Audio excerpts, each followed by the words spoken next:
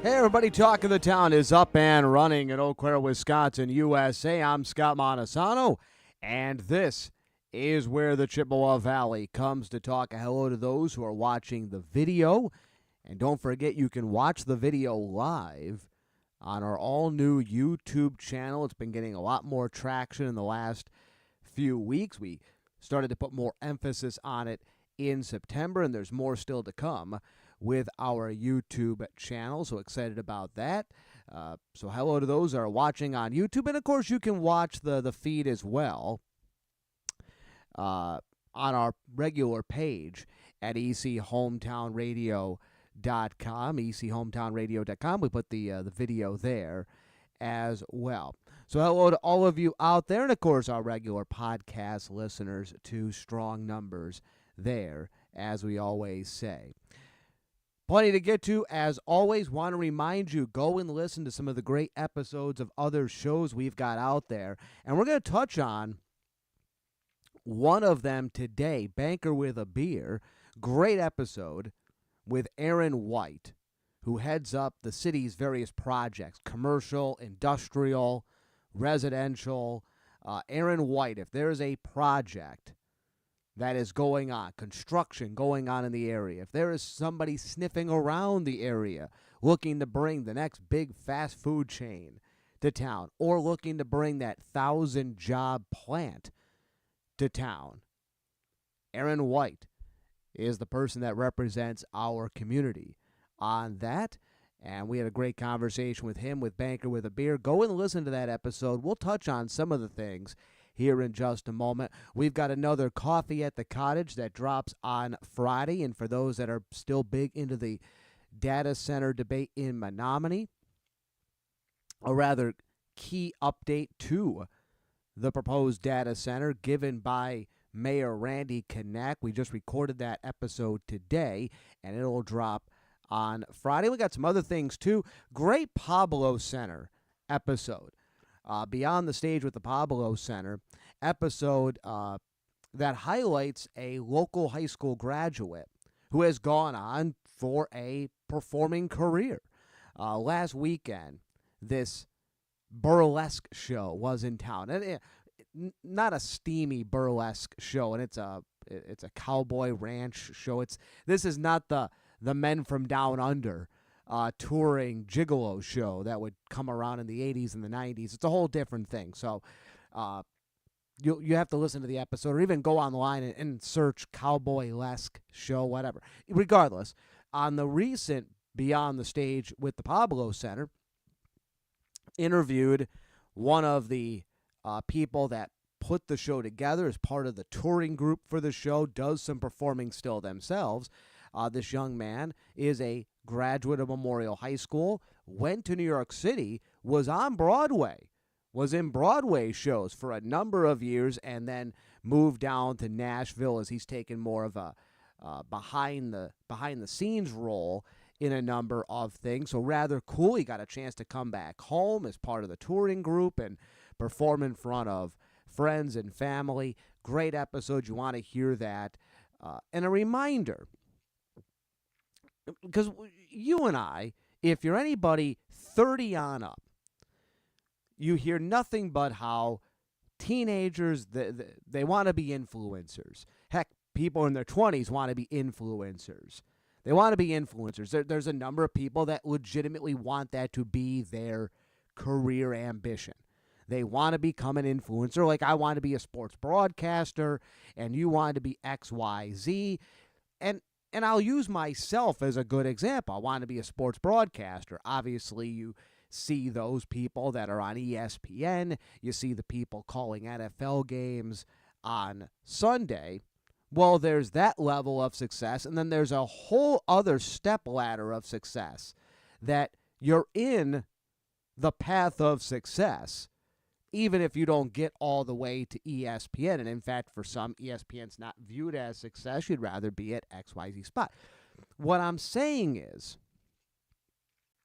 you see this story of this young man who graduated from Memorial, went to Broadway, was on Broadway for a while, and has now taken a step back by his own choice and what have you. He he had one part of his career and now has transitioned to another. You want the next generation to be realistic with their goals, but understand you can still accomplish exactly what it is you are dreaming of. Think of a golf hole. Okay, if your only goal is I want to be a big time influencer, okay, is there a way though we can make that hole bigger? Okay, because maybe you never get to be the top. You don't get to be the next version of Mr. Beast. But are there other ways that you would still fall into the hole and be excited and consider it a success? And then maybe you do. Once you're in the hole, maybe you move more to the center and you do become Mr. Beast. That's what I'm talking about. We have to make sure to the next generation we don't squash their dreams if they've got wild dreams. We don't want to squash their dreams because it is possible, but at the same time, you want to expand what success is going to be. It's like I say for a number of people that are a lot of young people that are really big into sports. And they play and they play and they play. And do you really love sports? Yeah. And do you want to be a part of sports as you grow up? Yeah. Well, is there a way we can expand your interest beyond just being a player? Would you be okay being a coach? Would you be okay being an administrator? Do you want to be a broadcaster? Do you want to maybe work in physical therapy for that? You could still go on and make Major League Baseball or make the NFL or anything like that. Absolutely. But are there some other ways? I wouldn't say hedging your bets, because it's not as though you're accepting something else, but can we expand what you view as a success? And that's exactly what I thought of as I was hearing this young man talk who graduated from Memorial, and he's gone on and had a very successful performing career. Is he worldwide famous? No. Absolutely not. But he's gotten a chance to experience a lot of things that probably a number of people 15, 20 years ago, even though they thought he was talented and all that, probably didn't think were still possible. He accomplished that, so good for him. All right, speaking of somebody that's hoping to accomplish something that maybe people don't think is possible, we said earlier this week that Emily Berge made it official that she is not going to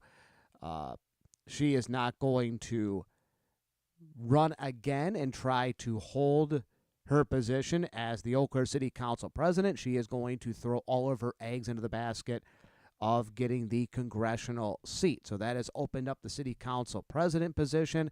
That'll be a marquee race in April, or at least a marquee position on the ballot in the April election. Jeremy Greger is the first person to announce their bid for city council president, and I would be stunned if there's not at least 2 or 3 other people that put their hat in between now and I think it's early January when you've got to announce your intention. Jeremy Greger was on the city council from 2018 to 2024, did not run for re-election last spring.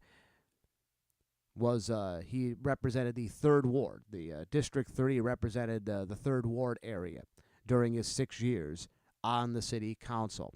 He currently works for a special interest group that focuses on advocating for affordable housing. And Jeremy Greger, as we've said on this program before, God bless him, but he is so far left, he goes in a circle. So when you think of the wrongfully many times, but when you categorize city councilors in Eau Claire as being liberal leftists, Jeremy Greger is exactly the picture that would come up on Google with that.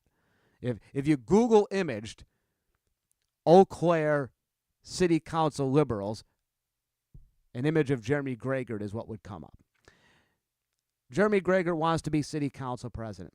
I'm good. Jeremy is I don't think that'd be the right pick for our community. I don't think he'd be a good fit for the position. Remember, the city council president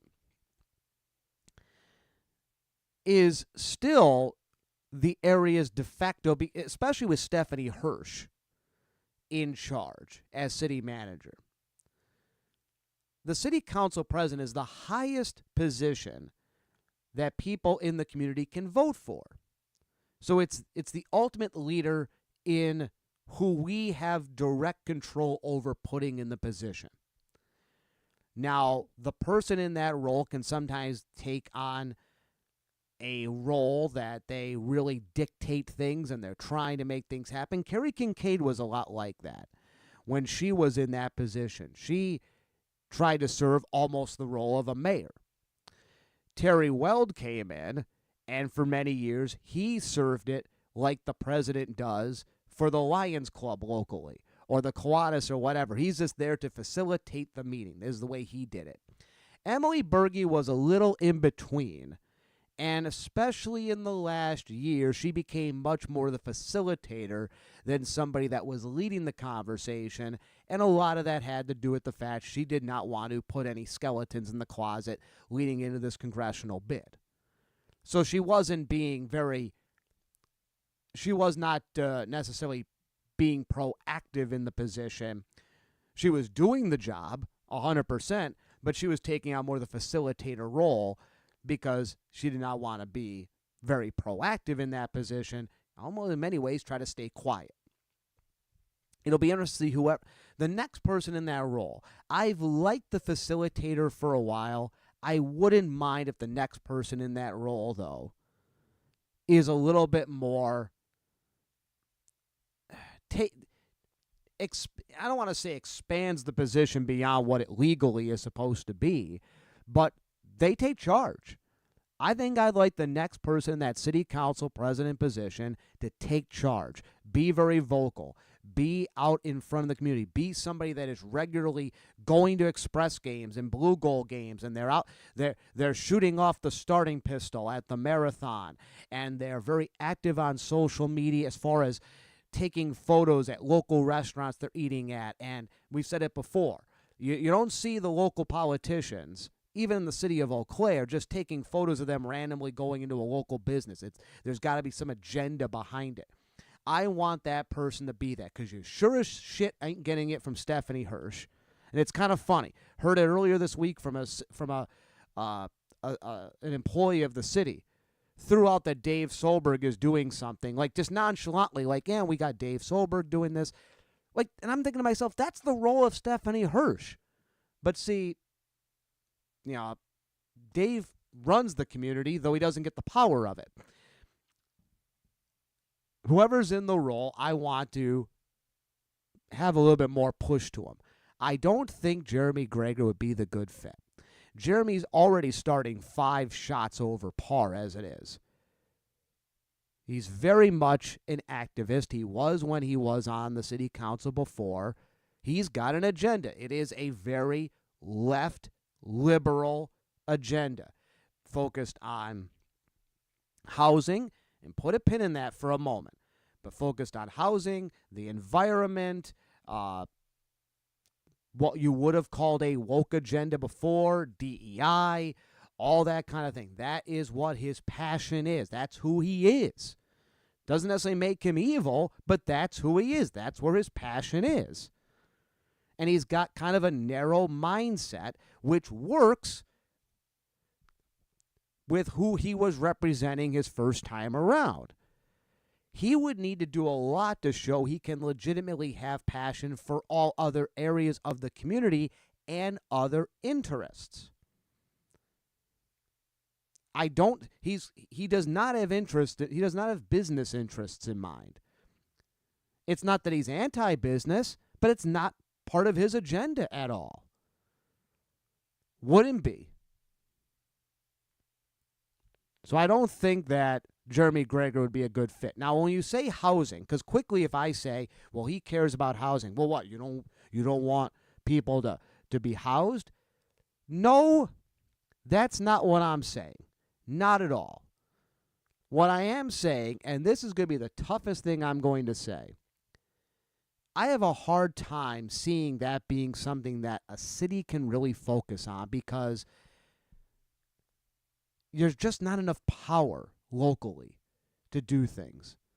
Are there certain things that we can try? Does it mean we shouldn't try? Absolutely not. But that cannot be a major focus as far as housing. What are small things? What are small things that we can do that ultimately will help out with the housing? There's not a lot of direct things that can be done. That's the issue. But what are little things that can be done in terms of zoning, in terms of where money goes that maybe down the road helps out? And then, of course, there might be some direct things that come to mind and some direct instances where you're able to help, but it's not something that you have as much direct control over as you may really wish you did in terms of housing. And it's a very complex issue as well with limited resources. When you're talking about housing, there's the unhoused, there's housing pricing, and when it comes to housing pricing and affordable housing, it's been an argument that really, we can never get past this part of the argument with affordable housing. What do you mean by affordable housing? What do you mean by that? Do you mean we should build projects again? Do you mean that we need to get more housing that's $200,000? Do you mean we need to get more housing that's $100,000? How do we? It's a very complex issue, which I will say this too, and it's beyond the scope of the city council. Housing prices are very high. It's unfair. What are ways that they can slowly come down? What are ways beyond tax subsidies and beyond trying to artificially bring it down that we can long-term bring them down? And be smart about it, too, because if you bring down costs on the back end, you bring down costs. But let's put it this way. I've had to raise my prices. I run XYZ Shop, Bob's Bait Shop, and I've had to raise my price to $10 for worms. Whatever. $10 for worms at Bob's Bait Shop. Ridiculous. I've had to raise them to $10 for a bag of worms or whatever. I have no idea what a bag of worms costs. You can go in your backyard, get them for free. $10 to buy a bag of worms because of inflation and this and that and whatever. Over time, I could bring that price back down. My supply chain's improved, and I can bring them back down, those prices.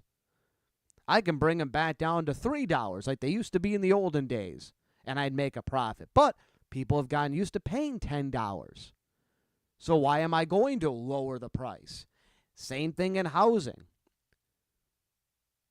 People are getting used to paying $300,000 for a home that's probably worth only $160,000. They've gotten used to that.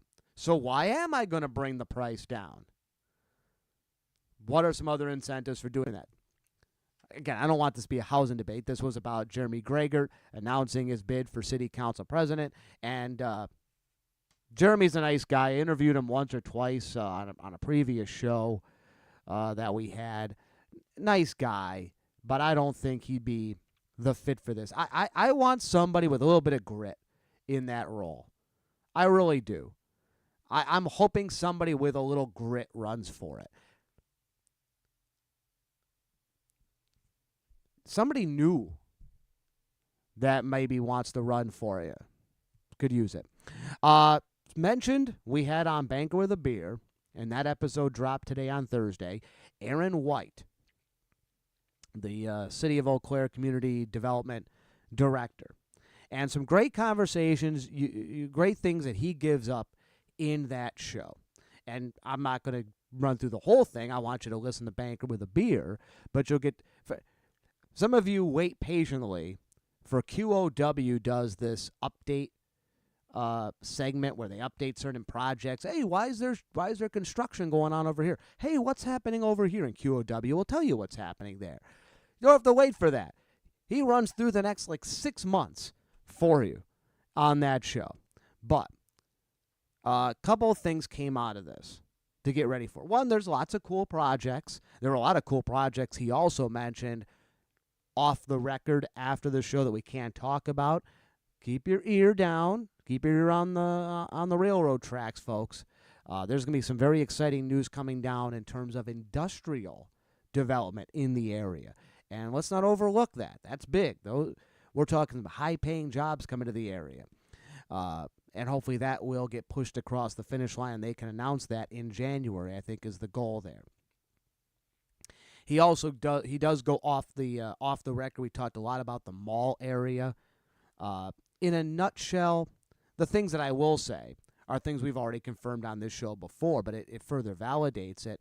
A lot of the rumors you hear with any type of mall development around Oakwood Mall, there's kernels of truth to that.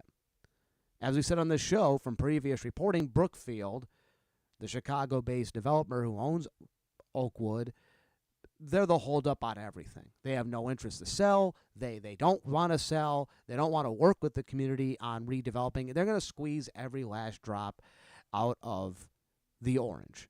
To them, the juice is worth the squeeze. But what could be painful is that mall may very well slowly it's going to get worse. It's not going to get better.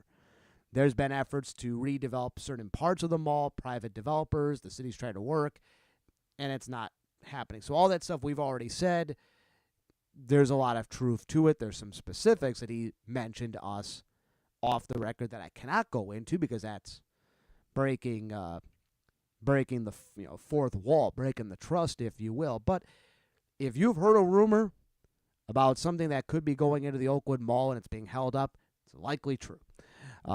But one other thing that Aaron White brought up, we talked about the data center in Menominee and that whole debate.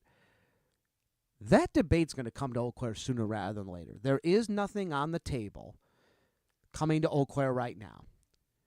But, at least that they can tell us. But Aaron White is 100% pro data center. That is pretty clear in the conversation. And he is as gung-ho about a data center as people are against it. And I like Aaron. And Aaron's he made a good point about what data centers are, and that to him, a lot of the pushback, like you've seen in Menominee, is people don't have the full facts, and it's not what they think. And you got people like Charlie Barron's, the comedian, that are coming out against data centers. They just don't know. It's the modern data center is a lot different. That's great. The thing that did concern me with Aaron White, and I have no problem with saying it here because I asked him both on the show and then off after the show, that I would, if I was him, think about. We saw it over in Menominee. There's a lot of reasons the data center could work, and there's reasons it couldn't work. Why did it get paused? Because ultimately the mayor of the community, Randy Knack, who was pro-data center, looked and said, the community doesn't want it right now. And at the end of the day, we're beholden to the community. We are the community. I asked Aaron White that a couple times. I said, and not just with a data center, any project. If a community doesn't want it, and I will give him an out here in a second with where he might have misunderstood what I was saying. But if a community doesn't want it, big numbers of people just don't want something. How do you balance what is good for the community with what the community might want? Because a data center, especially if you get one of the big ones like Port Washington has got, that helps to fix a lot of things, like the budget crunch on the city, the budget crunch on the school district. There is a lot of money that is real money, folks, not make-believe toy money. There is a value to it. We keep saying how the math isn't mathing anymore. This is one way to fix it. But if a community says, we know that, we still don't want it, how do you balance that? Because you shouldn't just go against of course, in the city of Eau Claire, we've seen the government do that way too many times. Paid parking, the latest example of it. What I think he might have thought I was asking was, you think of the Orchard Hills development, and there was the pocket of people that were against it. There's a difference between the community doesn't want something and NIMBYism. There's a difference between the two. NIMBYism is something else. NIMBYism is something else. All right, how much are people actually against it because they don't think it's a good idea, as opposed to they just don't want it where they are? So I do think with all these cities and city government and whatnot, just make sure you get a feel for what the community wants, not what the community wants. Because I'm looking ahead. Let's say we have a data center that gets proposed in Eau Claire, and let's say there is massive pushback on it. In Menominee, it's been massive pushback against it. Massive. Massive. Let's say here, across the board, people do not want it. All right? Let's just say that. How do you balance it? And at the end of the day, don't do what the pro-data center people in Menominee have done, and that is get defensive. Because I do think, the money is money sounds good with these things. You're seeing it, by the way, if you watch EAU. I think EAU's done a good job of celebrating Judy Clark, who is retiring at the end of this week from WEAU. I think it's the end of this week, right? From WEAU, so they've done a good job of honoring her. We said it about a month ago. She told us when we were doing Ochre Chamber podcast. She told us that she was retired. Actually, she had just told the people at the EAU station, I guess the day before. We had to keep it quiet for a couple weeks, and then she announced it publicly there in late October. Congratulations to her. We mentioned it before. You're running out of people in her position in this area as far as when they retire, or who is an agenda setter in the area. And then Chippewa Falls Area Unified School District as a whole. Chippewa Falls Area Unified School District, in the midst of its superintendent search, they're down to the 2 finalists. Expect to have their final announcement as to who they've selected as early as December 16th. So we might even be a couple days earlier than that. But expect either later next week or early the following week the announcement of the new superintendent for Chippewa Falls. Jeff Holmes, the outgoing superintendent, who is retiring from the position, our guest on Chippewa Chats, presented by Freeze Financial, which will drop next week. And a very open conversation from Jeff. Very open. You're going to want to hear him talk about a number of things on that. He's not burning bridges and salting the earth behind him. No. I don't want to oversell that. But you're going to want to hear that there. You're going to want to hear a word of advice. And I think it's a good word of advice, not mean at all. A word of advice he has for the Chippewa Falls community, but I think it can be taken by Eau Claire, Altoona, Elk Mound, Menominee, and so on. You're going to want to hear that next week. The 2 finalists, by the way, are Dr. Sarah Shaha, I think. I'm sorry if I'm mispronouncing it.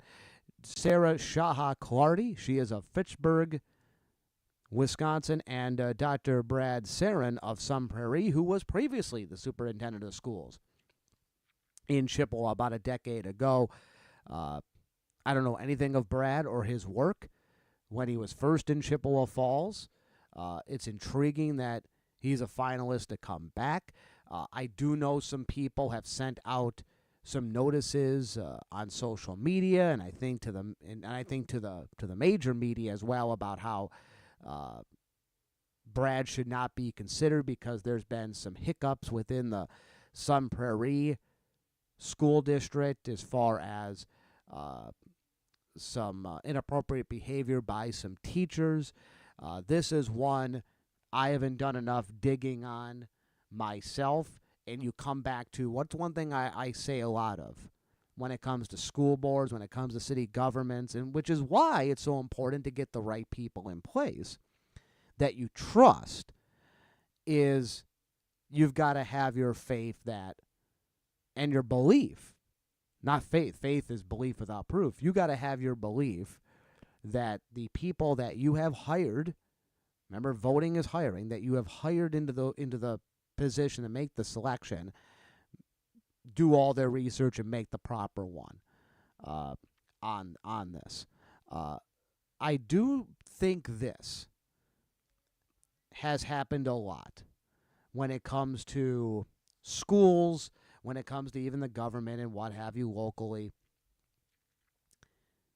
Even if you have a negative feeling on something, let it sit for 2-3 days. Just let it sit for 2-3 days. Doesn't mean that you're letting something bad happen without you having any. I know some people want to feel like they've got their defense, but you don't always have to throw something out on the line. Because here's the problem: when you throw it quickly out on the line, then other people that really don't know anything latch on like bees to honey. They latch on to what you're saying, even if they don't believe exactly what you're saying negative, but they have had another negative experience, so they're latching on to that. What have I said? More photos of food, more photos of your kids, more photos of you at sporting events, more stupid inspirational quotes on your social media feed, folks. Your social media feed doesn't have to be every single day like the old-fashioned crossfire that would air on CNN. All right, we're back with you next Tuesday, our next edition of Talk of the Town then. On behalf of everyone who made this podcast possible, I'm Scott Montesano saying there's a great, big, beautiful tomorrow shining at the end of every day. Make sure to take advantage of it. And until next time, so long, everybody.